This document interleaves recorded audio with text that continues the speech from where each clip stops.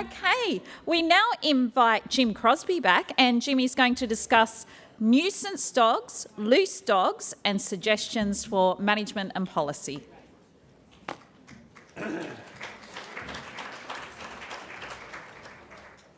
Hello again, and I'm going to try real hard not to run over because I know that lunch is looming ahead, and that's definitely something that is on everybody's watch list here.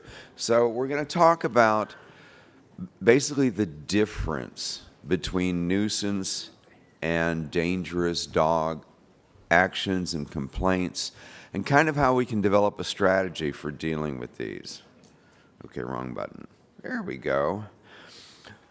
I think the first thing we need to do is establish a definition. I'm big on definitions, but we want to decide what are nuisance behaviors and what are truly dangerous behaviors, and how do we tell the difference? And does one set of behaviors give us warnings about the likelihood of the other kind of behaviors coming up? So let's look at some terms here for us to use today.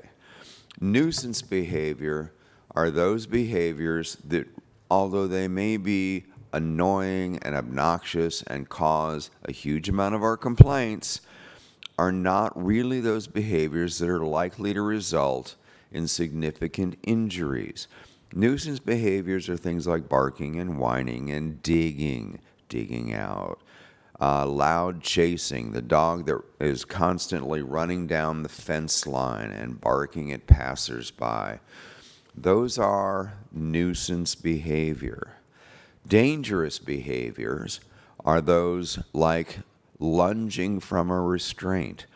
So you've got the fellow walking the dog down the street, and he considers it to be cool and funny because every time a stranger or a person of a certain ethnic group or appearance goes by, the dog is out there lunging and snarling and snapping. Or when he tells him, "Go get him, tiger," the dog is out there.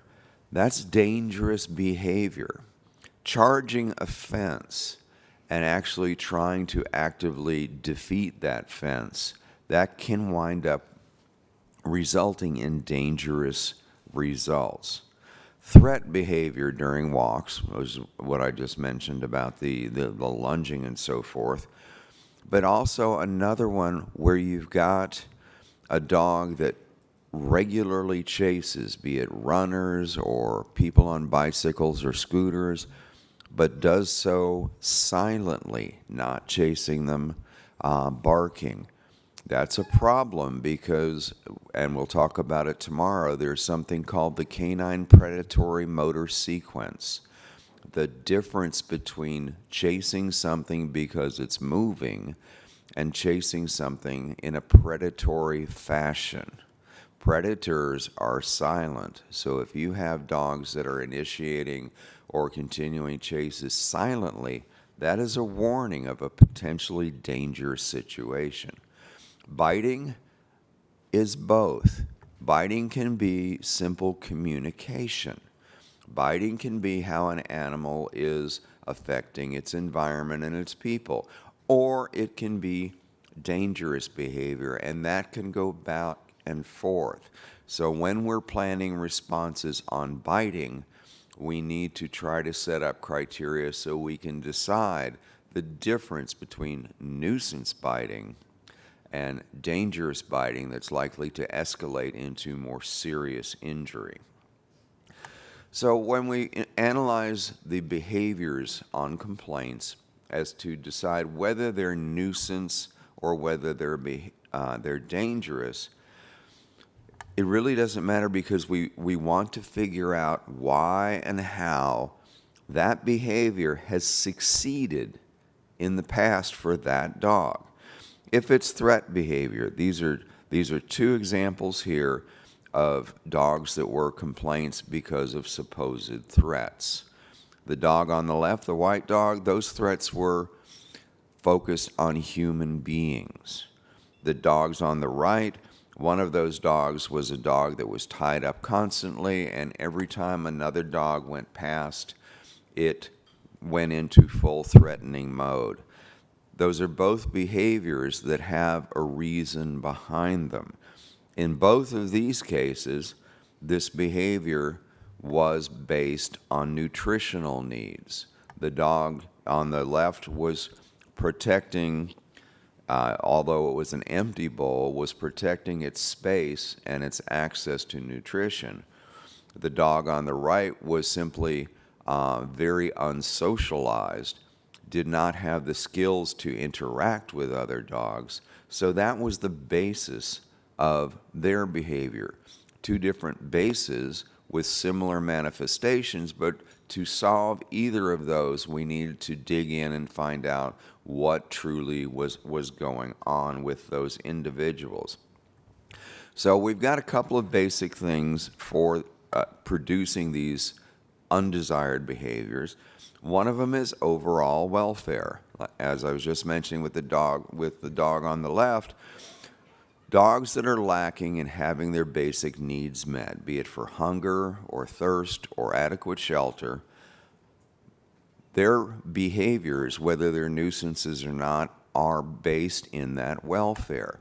If the dog is constantly causing a problem in order to achieve its needs, we can address those, not necessarily by punishing the people, but by simply looking to see how we can fulfill the needs and assist the people in properly caring for their dogs.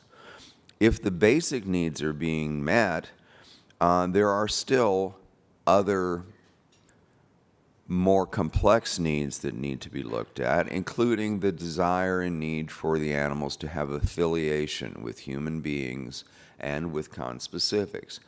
Dogs, I think the most succinct definition I've heard is that dogs are affiliative and gregarious. Affiliative, they want to be with human beings. Gregarious, they want to be with each other.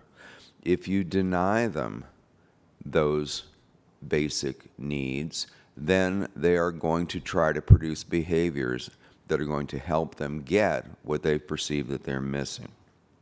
Exercise. No, we don't need every dog to go out running marathons with their owners, but we do need dogs to be able to achieve proper levels of exercise, and not exercising them and not physically and not stimulating or exercising them mentally can cause problems down the road that can be either nuisance behaviors or sometimes actual dangerous behaviors. So for nuisance behaviors, things like barking and whining, digging out, and those sorts of issues, it seems to me and to the cases I've worked that in addressing those, we're probably going to be more successful through education, support, and providing resources. If the dog is constantly getting loose because it's bored and not getting exercise in a penned-in backyard, then the easy way, or the first way that I would go after dealing with that, is simply letting the owner know, hey, yes, your dog keeps getting loose, but it's because he's got no contact with you or with other animals, and he's bored, and has nothing to do, and he's trying to fulfill those social needs and trying to act like a dog. We can help support people like that. Maybe we offer things like not just information, but the ability to take their dogs someplace and interact. We can provide not dog parks. Don't get me going on dog parks, because there are so many problems, and I don't know how they work out here, but in the U.S. far too often, people show up at the dog park and they sit there, they bring their dog in, they turn their poorly behaved dog loose, and then they're sitting there on their phone, ignoring their dog and everybody else until they finally go, oh, I have a meeting in 5 minutes, and they jump up and they expect George to come running over to them and don't realize that George the dog has left a wake of destruction everywhere behind them, has 13 people that are ticked off, and has injured 2 other dogs. but still providing support and resources so that people can address the root problem behind these nuisance behaviors. When it crosses, though, and this is the old policeman in me coming out, when it crosses from nuisances to dangerous behavior, I believe we have to up our game. We have to go to the point where we're now kicking in with legislation to explicitly restrict certain types of conduct. Now, in talking with the folks from Darwin and the northern areas, there are areas in this country where there are no bylaws. There is no structure to hang enforcement authority from. In the U.S., we have a lot of those in place, but I can tell you that, for instance, to this date, in the state of Indiana, there is no dangerous dog law. So when we had a fatality where a gentleman was killed by dogs, we had nothing to prosecute with. The only charge was a related but not as central charge of elder abuse, because they kept the gentleman locked up in his own basement. But as far as the actions of the dog, we had nothing to hang enforcement on. Legislation and enforcement and legal intervention sometimes becomes the necessity, especially when it comes to dangerous behavior. Nuisance behavior, more than likely we can, by providing the support and providing resources and information, we can cut that back, because if the nuisance behavior is bothering one person, it may well be bothering the owners and someone or anybody in the neighborhood. And nuisance behaviors are usually the behaviors that in the shelter world, at least in my experience again, are the things that drive the dogs into the shelters in the first place. Dr. Ian Dunbar, in a seminar that I attended a long time ago before we got to be friends, asked the group, what is the most common cause of death for pet dogs in the United States? And there were some great answers, cancer, nope. Car crashes, nope. Parvo or distemper or this disease or that disease, nope. The three primary causes for death of pet dogs at that time in the United States were barking, elimination problems, and barking, house training, and chewing on things. Those got dogs surrendered to shelters and killed more often than any disease or accident vector. And those, part of the problem and the real tragedy of all that is those are all easily preventable with, again, education, support, and resources. Those are lives that we can be saving clean across the board with really relatively little drama and relatively little cost. It doesn't cost us that much, for instance, to offer a class to all new puppy adopters on how to house train your puppy. You can sit them down. Programs I've seen where they have these, it's okay, everybody who adopts a dog that is under a certain age, show up on Saturday for an hour and we're going to run you through the basic process of house training your animal. It's not a big deal. It doesn't take rocket surgeons, as my daughter would say. And it's a support that we can provide that's going to prevent potentially all of those puppies from ever being returned to us. With nuisance behavior, we find that a lot of it is actually attention seeking. Again, the barking, the whining, the other vocalizing. But we also have to include this to be running at large cases where there's no damage being done. They're just simply out having a lark running through the neighborhood. Now, I know here we have a much different situation than the U.S., where you have large sections of the country and large sections of the communities where the dogs are free roaming. They're still owned, they're still human socialized, but they're free roaming. So that becomes a community-focused issue where your community needs to decide what it will and will not tolerate. I am not suggesting that we go out to Alice Springs or someplace in the upper Northwest Territory or the Northern Territories and say that every dog has to be on a leash. In that community, in that environment, it's not going to work.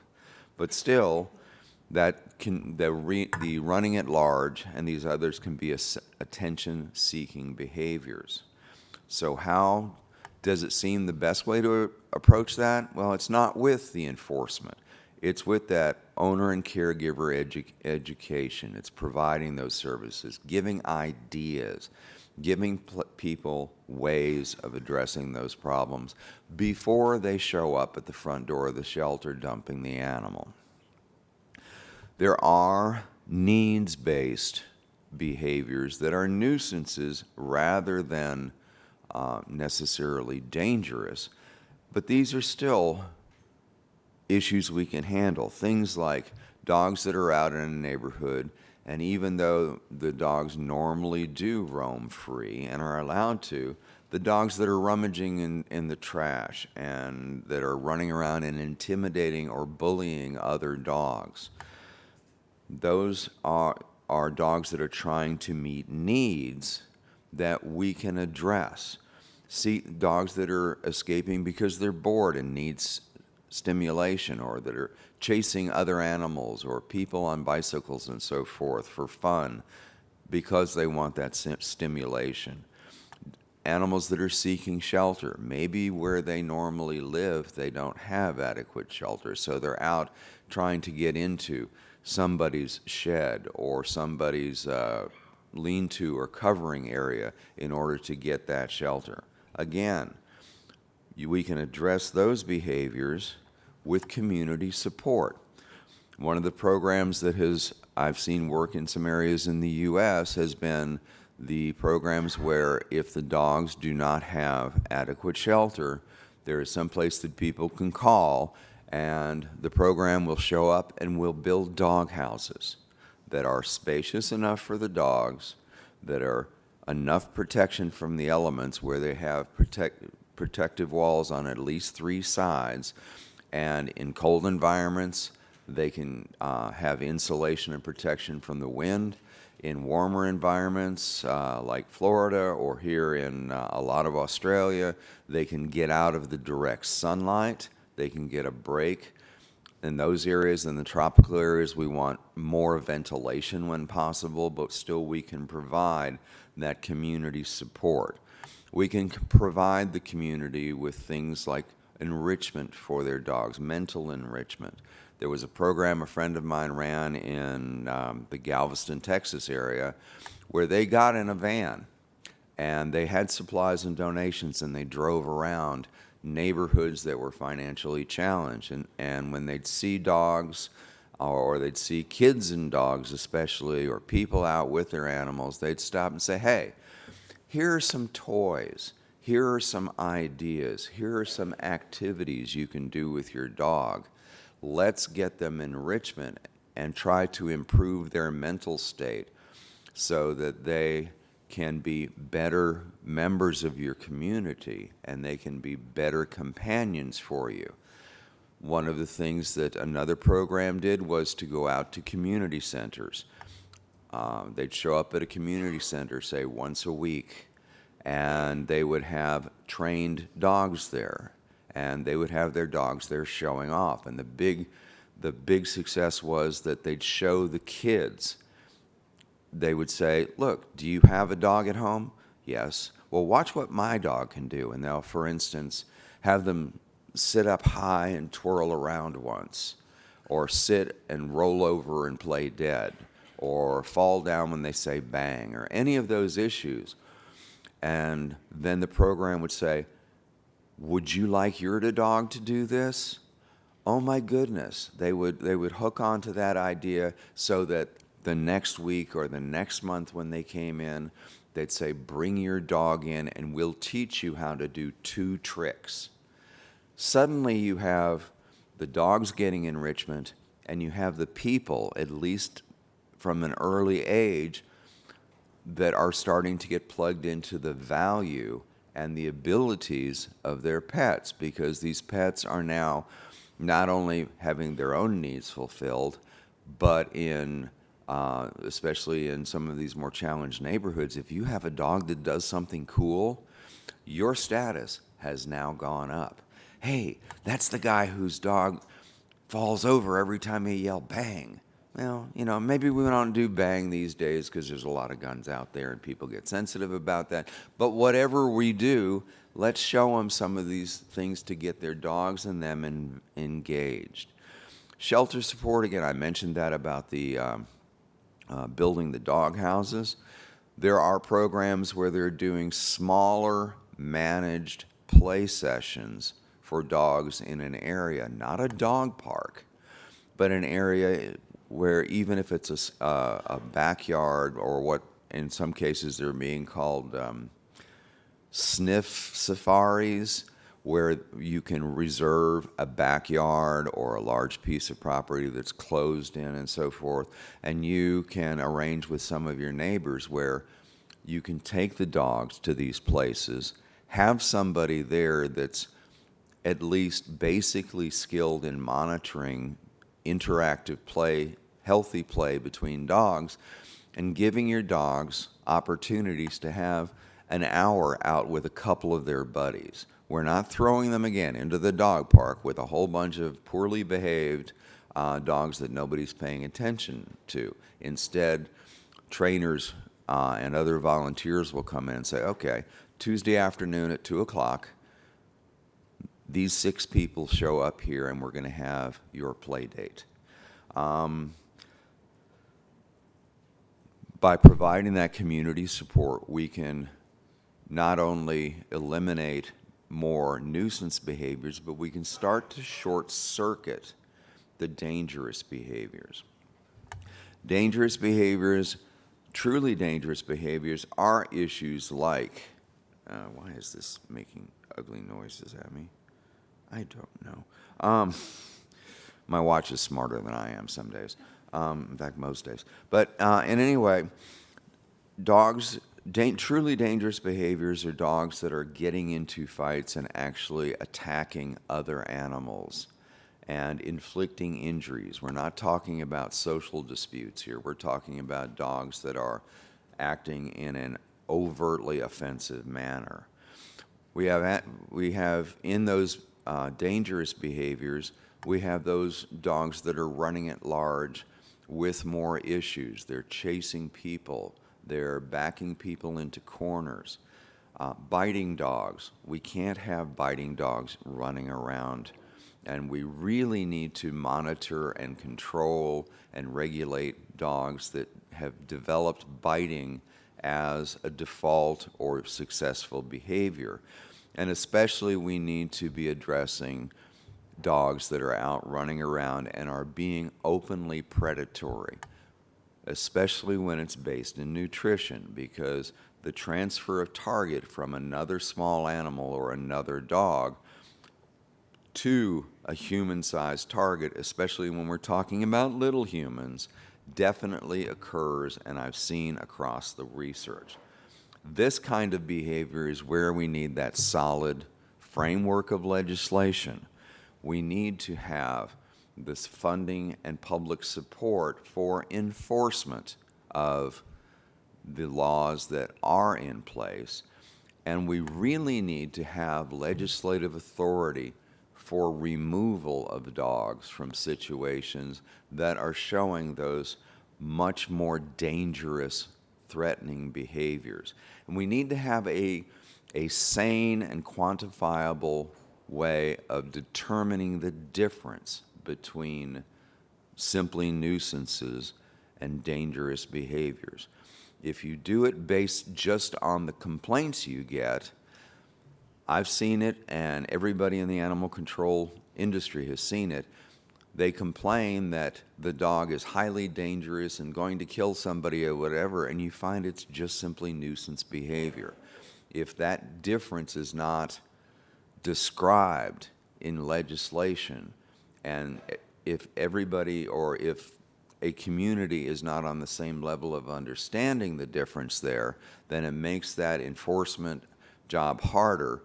And one of the strategies I truly like is when you have an animal that has dangerous behavior, especially if you have tried to go the warning and the intervention and the support path that has not worked, removal of that animal from the person or the owners, but not just removal, but statutory prohibitions on allowing another animal to be in that situation.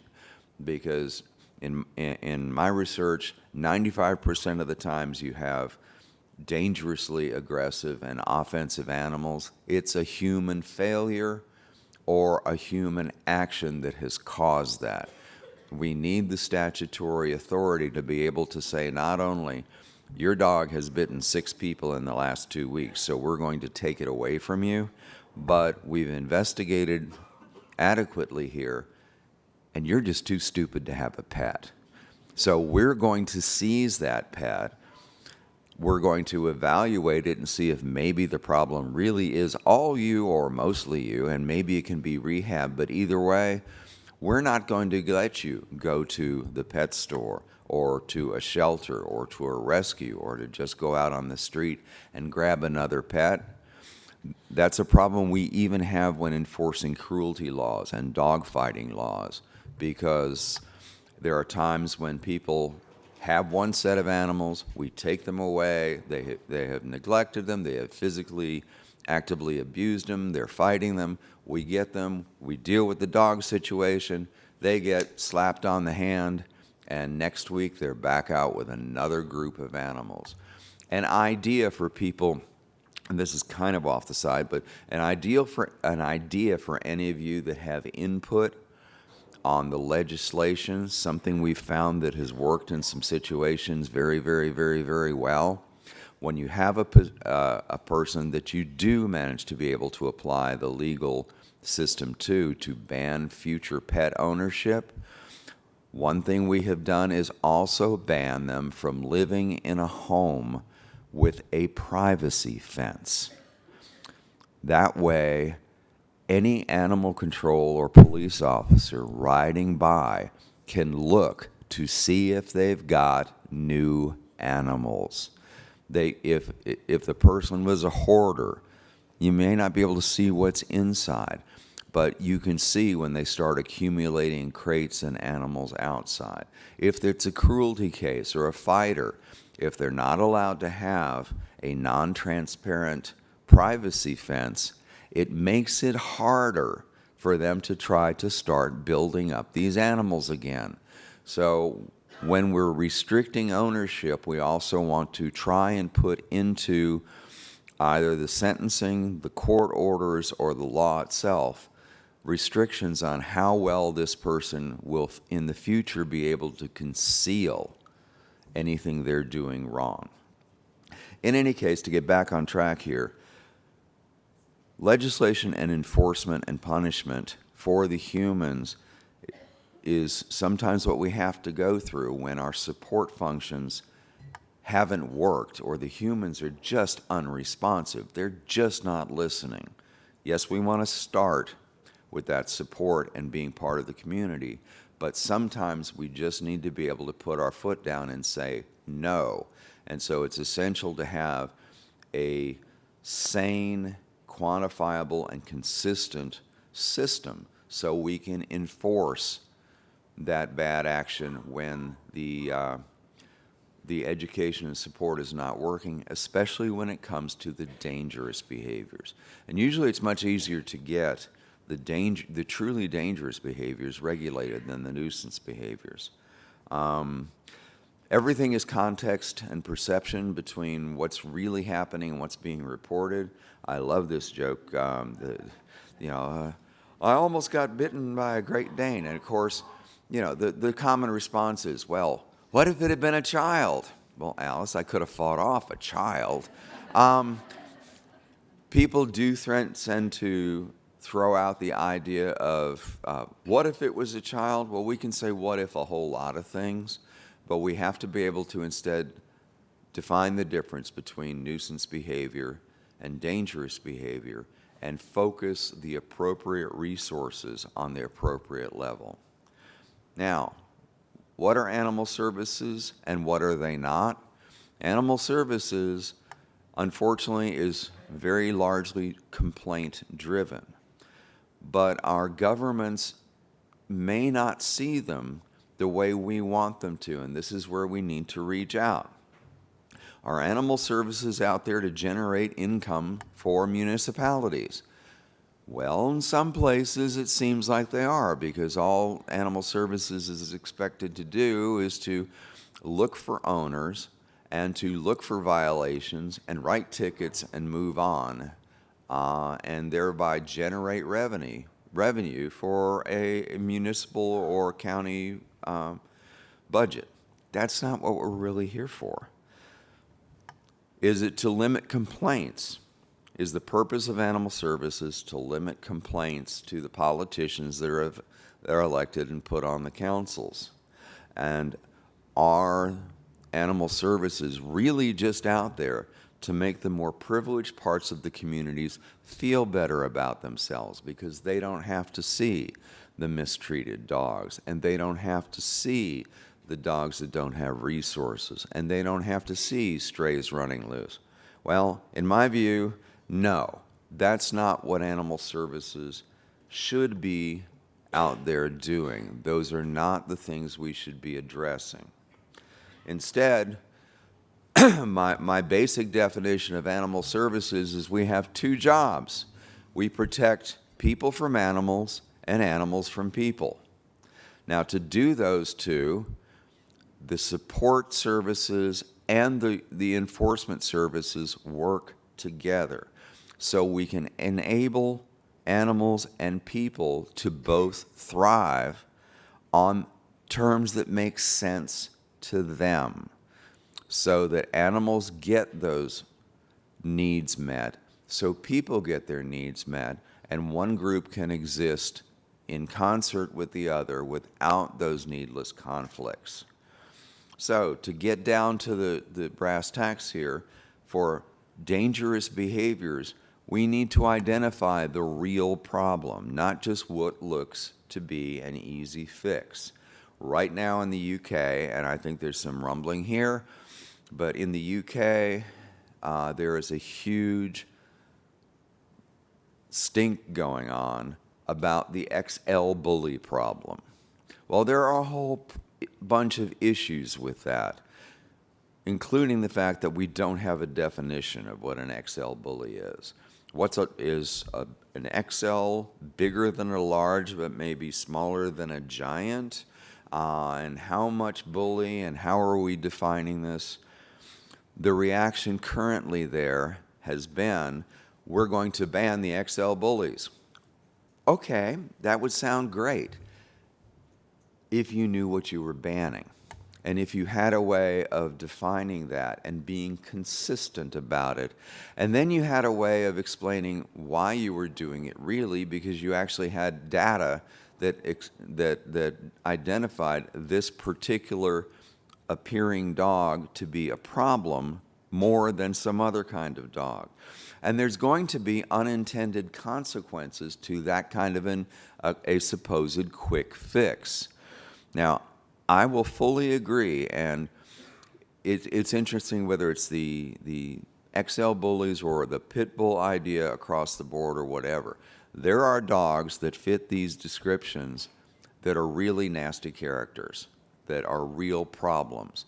Most of the time it's caused by humans, but there's still serious problems, and then there are others that go out and save Timmy from the well on a daily basis. Either way, though, trying to group them causes unintended consequences. Part of that they're seeing right now in the UK, where if one is to believe the reports, people who have have litters or who have an assortment of what are likely to be termed XL bullies are now abandoning those dogs. They're dumping them. They're selling them for 10 pounds apiece. This is all going to place strain on animal services and on veterinary services and on the communities at large. This is causing and is going to cause a lot of collateral damage that my father was an Anglican priest, and it was how he used to refer to sermons. This is something that's going to aim at nothing and hit it squarely. It's going to cause more trouble than it's ever going to solve. So what we have to do is identify the actual problem. What are we trying to address? When it comes to talking about types of dogs, which bite is worse? Well, we've got a dogo up there that ripped a person apart. We've got a cattle dog mix there that ripped a person apart. We have a generic brown dog that killed a child. We have a boxer that killed a child. And we have a husky that killed a child. Which one of those horrible breeds is the worst? Actually, they're all pretty bad in those circumstances. So instead of worrying about what the animals look like that are involved in these, let's find out what the circumstances behind it are.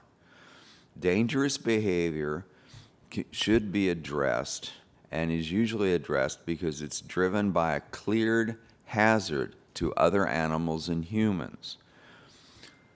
Dangerous behavior should be based on specific behaviors, specific classes and manifestations of behavior. Under dangerous animal regulations, we need absolutely to consider welfare because welfare definitely affects the behavior of the animals. We also, however, have to allow for appropriate behavior for the animals. We can't just say that no animal can do X or Y or Z because we think that that might be dangerous.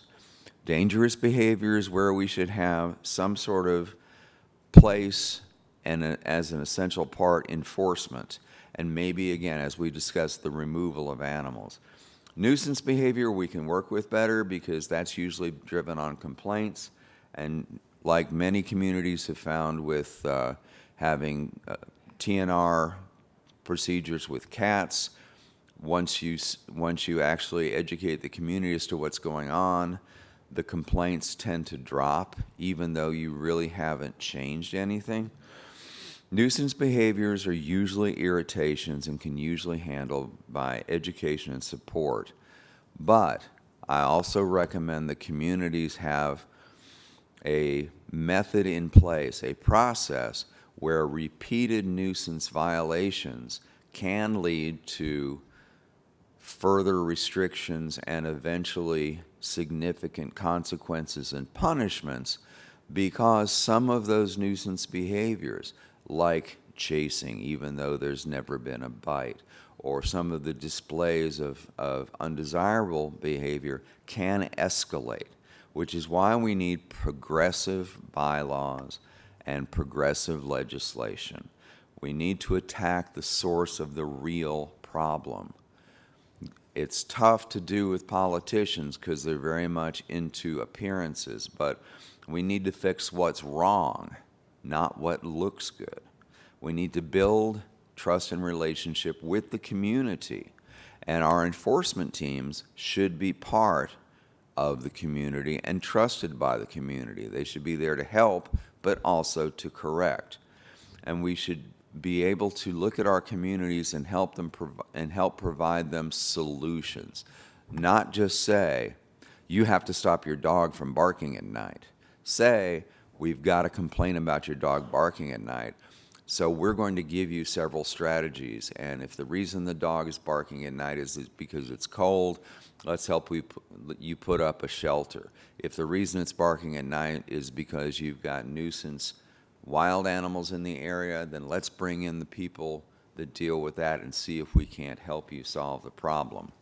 But we still need to, again, provide punishment and consequences for the serious effects. I'm going to just take it one moment here to talk about dogfighting. I think we all realize that that is behavior that cannot be tolerated. It's cruel, it's abuse. There's a criminal web of people around that are tied up in that. But please remember that when your community is addressing issues with fighting dogs, the fighting dogs are the victims, not the suspects. In my studies in the U.S., I have yet to find a single case in which an actual documented fighting dog with a fight history has ever killed a human being. The dogs are victims. So what we need to do is to very, very strongly address this. And I've had good experience with these investigations. One of the cases that I worked in a county in the state of Georgia, we arrested the guy, we seized 107 animals, and, okay, in fact, I'm going to be a little early then. 107 animals, we prosecuted him for it, and in the U.S., he got 50 years in prison, the longest sentence in U.S. history. I'm going to talk about that a little bit tomorrow when we talk about evidence, but it was using the forensic investigation and evidence that helped us build that case to give this guy such a massive sentence. And also, don't get frightened by the term forensic. Number one, it ain't CSI on TV. God knows we wish it was. But number two, all forensic means is it's something you're using in the legal process, whether it's criminal, whether it's civil, whether it has to do with bylaws. If you're using evidence, facts in the legal system, then you're addressing the forensic system. So in any case, dogfighting we need to address. It is beyond and outside of nuisance versus dangerous behavior, but I just wanted to make sure that we're all thinking on the fact that dogs involved in illegal dogfighting, and what was it I heard that from somebody last night that they had a community that was proposing putting muzzled dogs together for dog wrestling? Oh, talk about insanity. But in any case, we need to, for our purposes, be able to split complaint behavior into either nuisance behavior or dangerous behavior. But there can be some crossing of that. Nuisance behavior is not necessarily dangerous on the surface, but it can progress if we don't intervene and provide support and provide correction. Citations, will citation solve the problem? Sometimes, but we need to start somewhere before we go into citations. Will control measures, regulations like, okay, your dog must always be muzzled when it's out in public. That can be a great way to limit the nuisance complaints, but is it handling the actual problem? We need to handle the source problem rather than the surface problem. Dangerous behaviors, we have to be very conscious as to if the behaviors are accelerating either in frequency or in intensity. And we have to have good definitions of what dangerous is. And with that, I'm going to pull the plug.